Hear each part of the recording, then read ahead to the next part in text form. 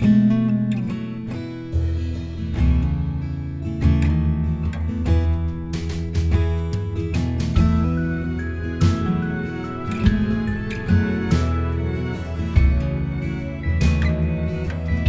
have a great business partner called Harvest United Methodist Church, and they provide us with many, many things.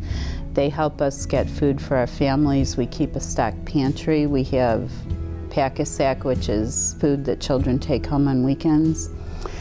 And they provide books for our children. Every year at Scholastic, they let each child buy $10 worth of books. And they provide money that we can use for things that the school can't provide, such as if parents need lice shampoo, we can go out and get that.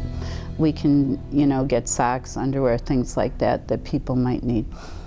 And they're great. They also work as volunteers in our classroom. Our volunteers that come on campus, they work with our students in various grade levels. Basically, they work out an incentive program with the student, or they build a relationship with the student, and it helps the students, get to school because they build this relationship and they want to see their volunteers. And so, their attendance has gone up and they're here every day.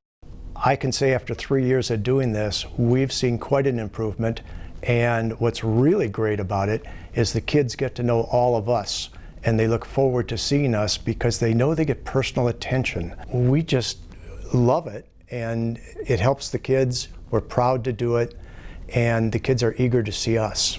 These students, they need love and they need encouragement, and it doesn't have to come from their family members. I mean, they'll get it from anybody who will give it to them. They look up to people who have careers and live differently than they do. They are encouraged by that. And I think, it's easy to say, just come give us money and we can do this, that, or the other with it. But when you actually come and give your time and you show you're interested in them, I think that makes the most impact, because they see that, okay, other people do care about me. They do care about where I come from and where I'm going. And it's really not that hard. It's not hard to give 30 minutes a week to mentor a student. It's not hard to sit down and just read a book with them or just talk to them. Hey, how was your week? What did you do this weekend? Or how's your homework going? And you don't have to be a teacher or have a teacher's background to make those kind of connections. It's the same kind of connections that most people make with their own children. At the beginning of the year, I received a student from another class, and as I reviewed their records, I was unable to meet the student because she wasn't here. And so she was moved on to my role, and I'd never seen her. And when I went to her CUME folder, I found that she had missed 50 days of kindergarten. And her attendance was hit or miss. By October, she had already missed over 20 days. And though I noticed she had some skill in reading, her math skills were non-existent. She could not add 2 plus 2. And she had missed the first 3 months of learning, and so not only was I not able to reinforce any skills that she had had during kindergarten, I was not able to teach her any new skills. And we formed a strategy and game plan on how to keep this child in school. And by the time that she had reached Thanksgiving, the child had been attending every day, and that's when the notes started. And I started receiving notes on homework papers and everything that she loved me, and she loved that I cared about her, and I said that she was smart. And at that point, the attendance wasn't an issue anymore. She was there every day. It was now catching up. Let's get those skills that we missed out on. Let's get those things taken care of.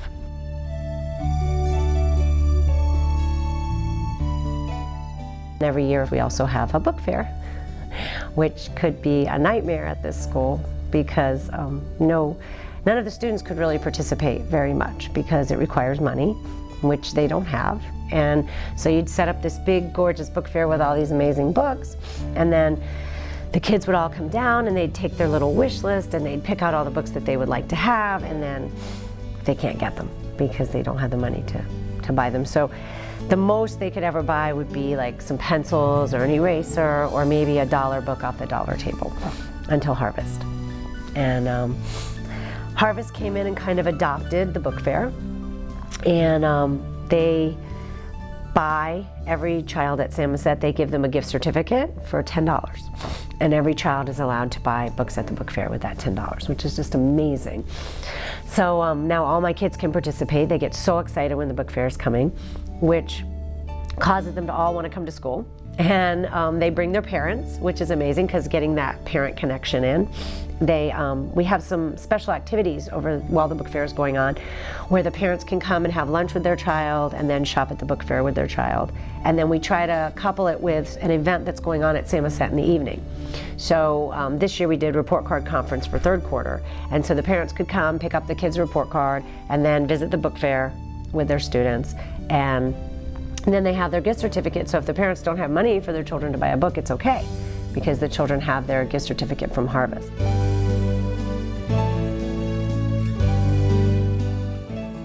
Title I brings hope because it brings people who are passionately devoted to helping kids break the cycle of poverty and helping kids have a chance to achieve things that they may never be able to achieve. Like one of the things Harvest does is they work with Take Stock in Children, and every year they give 2 of my students a scholarship to college. About 3 years ago, Harvest made the decision to, instead of use the Christmas Eve offering towards the church's budget, we give all of it away back into the community. And so 2 years ago, half of the Christmas Eve offering went to Take Stock in Children, specifically for 5th graders leaving Samoset Elementary to apply to become Take Stock in Children scholars. No sé cómo se llama la organización. She's here because her son was chosen for a scholarship and was able to win a scholarship. And she believes it has a lot to do with the fact that he likes school a lot, and he always tries his hardest, works hard, and his good grades. So him loving school, enjoying school, had a lot to do with it. It's going to open up roads for her and her son. It's given him an opportunity to continue and get a career in something he enjoys.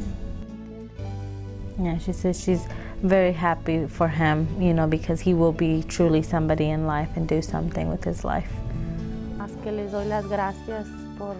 Yeah, she says she wants to thank you guys for the opportunity that you guys have been able to offer to students to be able to continue their education and get a career in life. So she's very thankful for that. I'd like to thank everyone that's involved in this organization, Take Stock in Children's, the church, Harvest Methodist Church, the school, the teachers, everybody, because everyone plays an important role until now in my daughter's, life. If it wasn't for them, she wouldn't be able to do it.